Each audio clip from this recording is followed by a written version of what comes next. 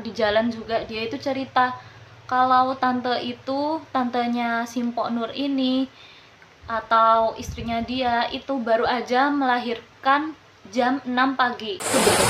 Hai, salah sana ya.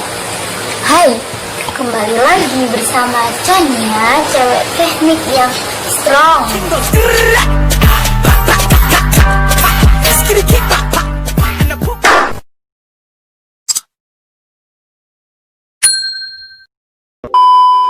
Halo, kembali lagi sama aku Chania. Jadi sekarang aku nggak lagi cerita tentang tips-tips atau rahasia-rahasia. Sekarang aku mau cerita tentang pengalaman aku sendiri. Jadi aku habis digendam ya. Dan mungkin itu bisa jadi pengalaman nantinya buat kalian juga, bisa diambil hikmahnya biar kalian nggak kayak aku. Oke.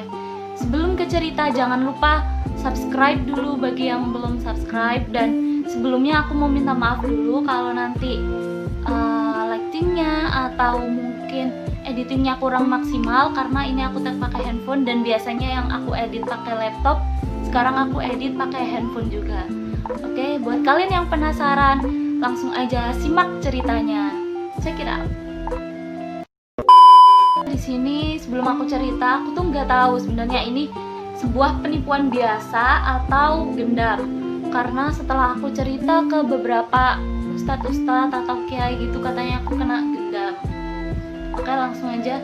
Aku tuh mau ke rumah temen aku. Anggap aja temen aku ini namanya Mpok Nur ya.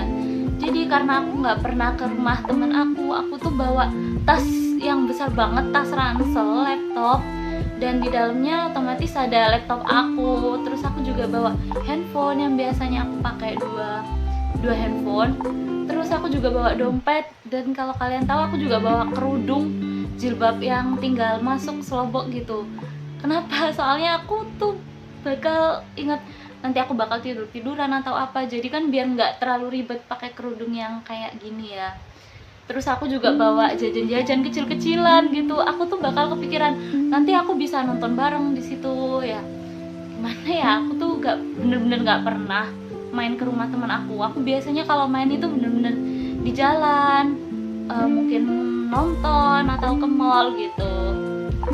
Jadi aku bener-bener kayak backpacker yang membawa semua barang di dalam tas ransel besar aku.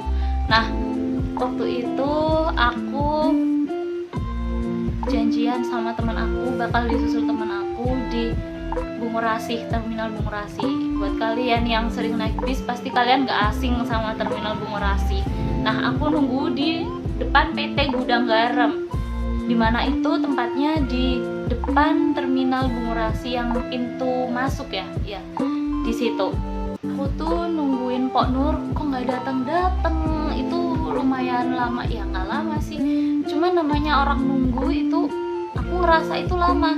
Dan di seberang PT Gudang Garam itu udah banyak kayak cowok-cowok, ada sekitar 4 sampai 5 lah. Itu ngelihat ke arah aku, dan aku nggak sengaja tatapan mata dengan salah satunya. Dan dia kayak yang apa ya, kalian tahu kan kalau cowok-cowok di jalan godain cewek kayak yang main mata gitu ke aku. Aku langsung takut dong, aku langsung nunduk gitu. Aduh, ini ada apa? Aku cuman diem. Udah, aku nggak pengen lihat ke arah mereka lagi ya. Terus habis itu nggak lama ada orang cowok itu kayak om naik motor ya, ngedeket ke aku. Dia nanya nih, "Mbak, nunggu temennya ya?" Ya udah, aku jawab iya, soalnya emang aku nunggu Mpok Nur ini kan. Terus dia tanya lagi, siapa? Nah, aku jawab Mpok Nur. Nah, di sini adalah suatu kebodohan aku. Kenapa aku jawab? Disitulah bermula aku bisa dibohongin.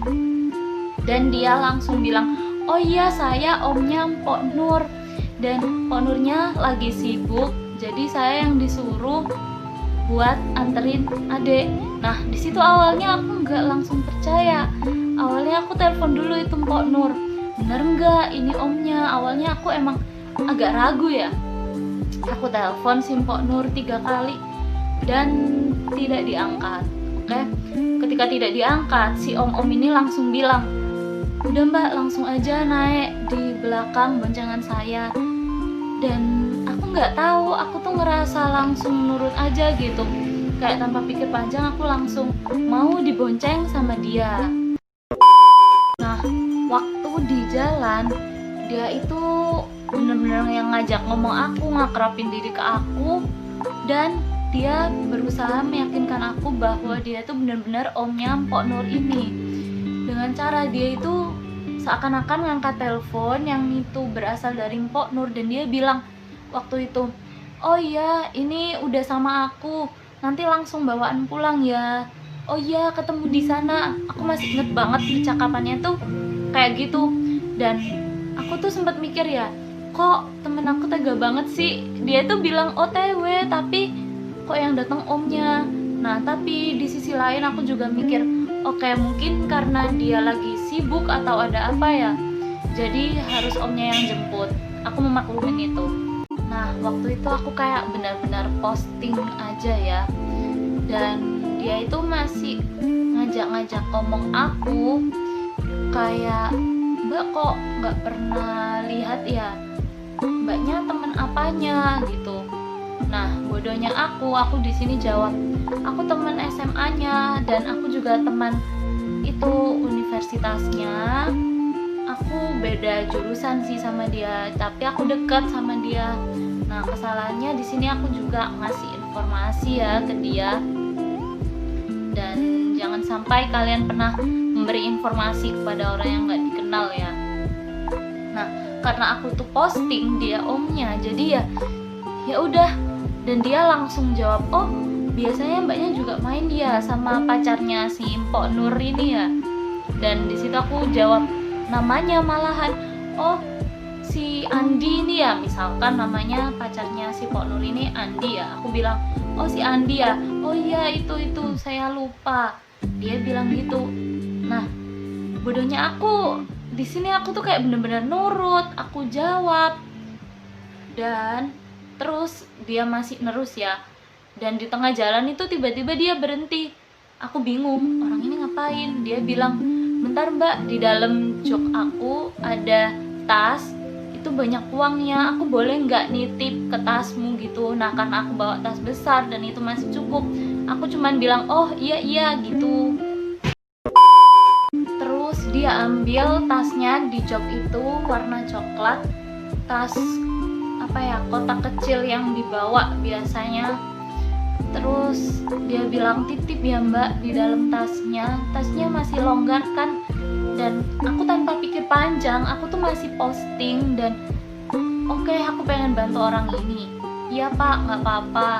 Aku buka tasku dan waktu itu aku kan pegang HP ya, masih coba menghubungi si Mpok Nur ini. Dia bilang HP-nya ditaruh tas aja mbak sekalian.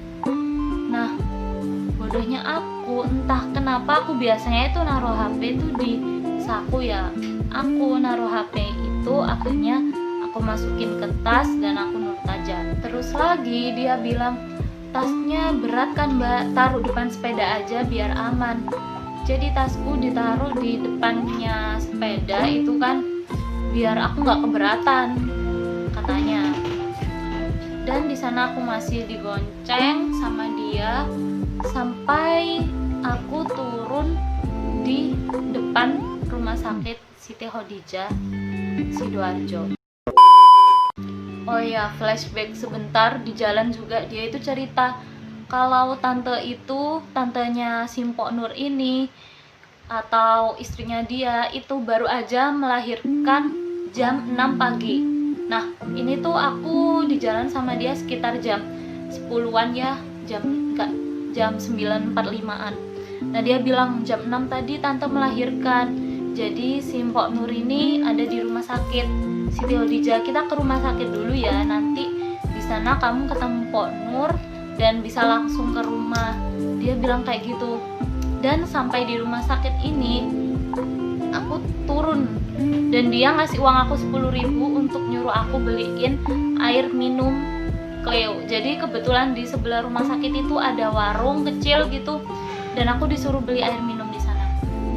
setelah aku beli air minum Cleo itu, aku balik, dia itu tangannya udah kayak di sepeda mau apa ya, kayak mau kemana gitu. Tapi karena aku balik, akhirnya dia bilang gini lagi, Mbak tolong beliin Revanol karena di rumah sakit Revanolnya habis. Dia bilang kayak gitu. Dan bodohnya aku bener-bener yang nurut aja gitu. Sementara posisi tas aku itu masih di sepeda dia, di depan sepeda dia. Oke, aku dikasih uang 10.000 dan aku beli Revanol di apotik seberang rumah sakit. Jadi aku nyebrang sendirian. Aku benar-benar gak kepikiran apapun saat itu. Aku benar-benar cuma mikir posting aku mau menolong tante temen aku. Dan akhirnya aku membeli Revanol dengan menyeberang ke apotik itu. Dan setelah aku beli Revanol, aku balik badan, aku gak ngeliat om itu lagi. Dan saat itu aku masih bener-bener posting, oh mungkin langsung masuk ke rumah sakit ke tantenya. Aku nyebrang masih dengan perasaan tenang, dan di situ aku diem sekitar 5-10 menit.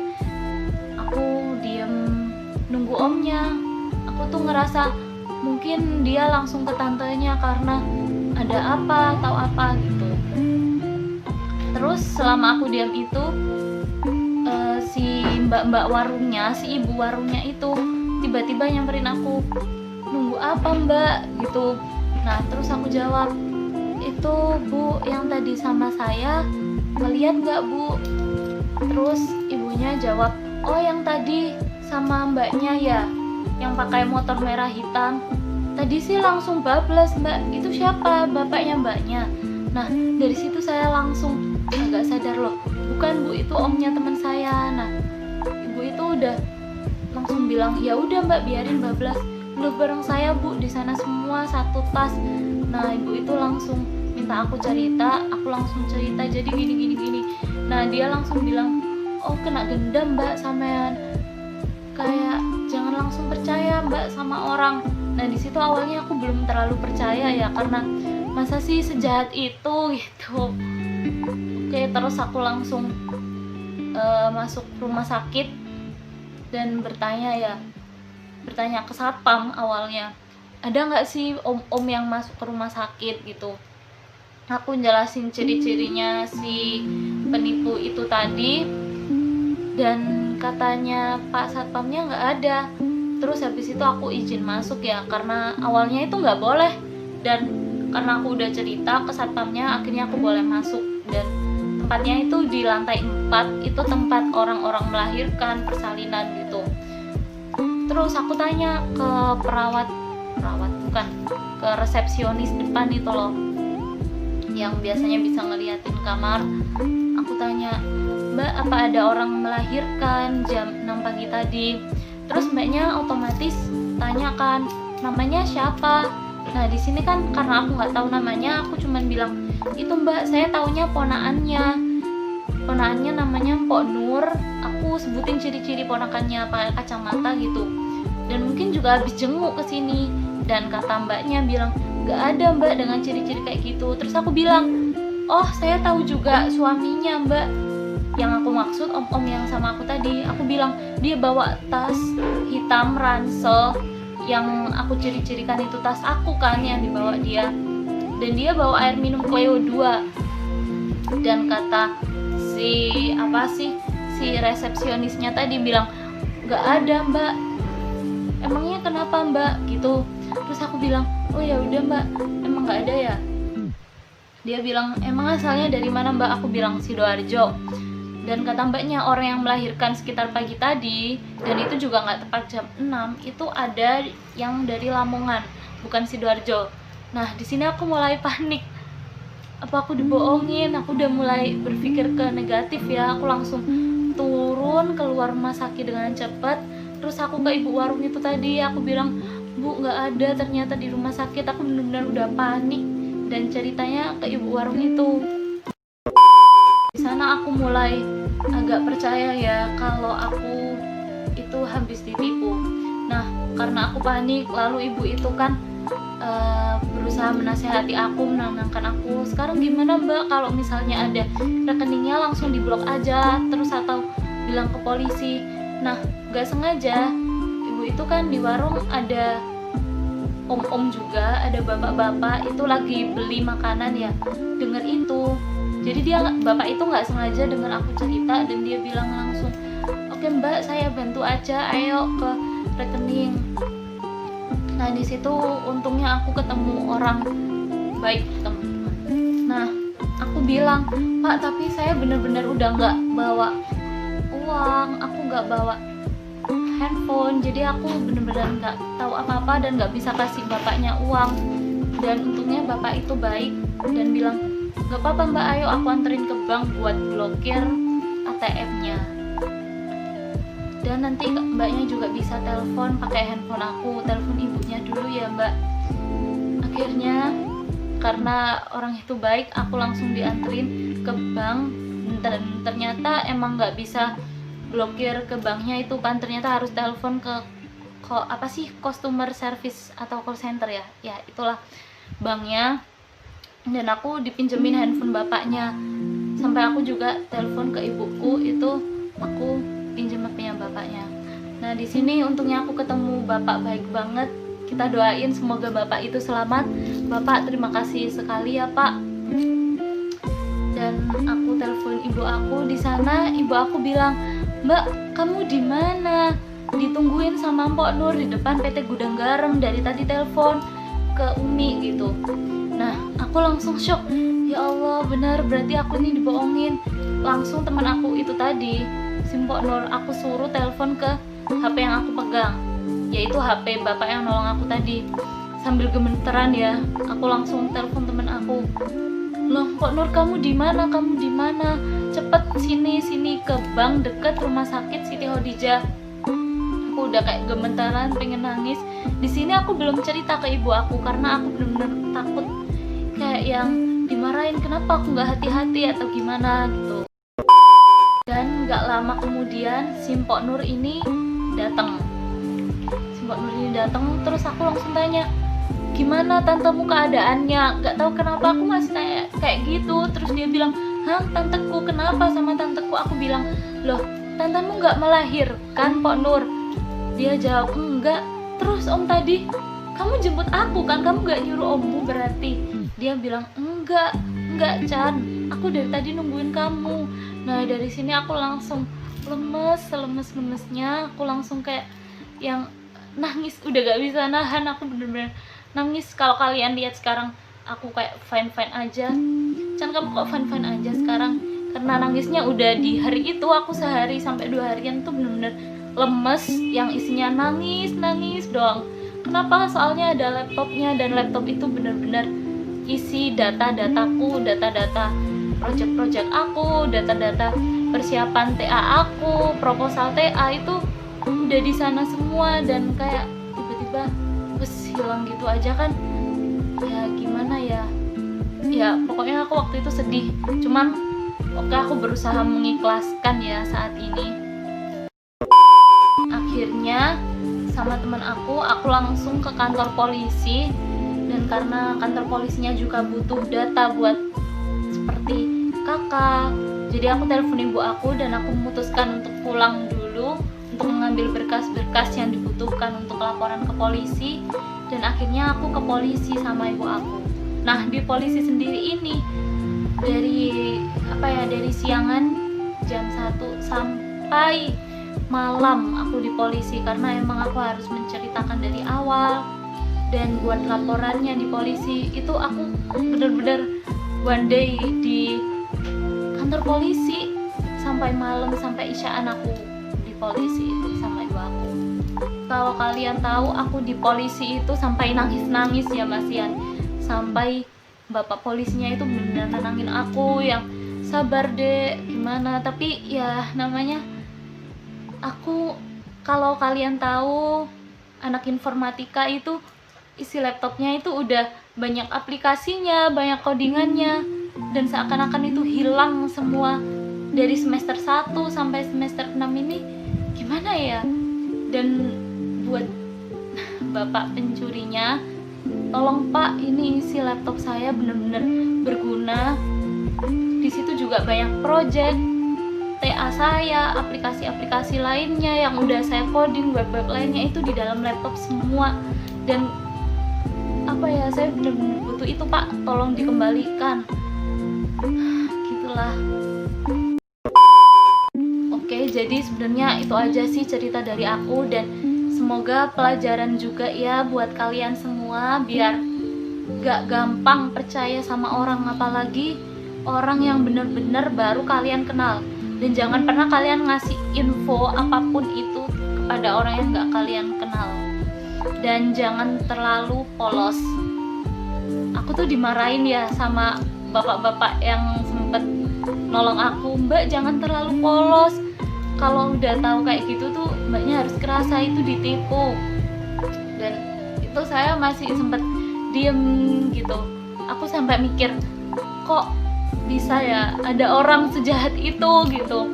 Ya namanya emang kita lagi ada di kota, ada di dunia ini. Selama belum kiamat masih banyak bertebaran kejahatan. Jadi kalian tetap harus hati-hati. Ya gitu aja, semoga video ini bermanfaat buat kalian. Jangan lupa like, comment, subscribe, dan share ke teman-teman kalian biar kalian tahu modus penipuan yang seperti ini, dan kalian lebih hati-hati lagi ya teman-teman, jangan sampai kayak aku. Terima kasih, segini aja. Bye. See you di video berikutnya.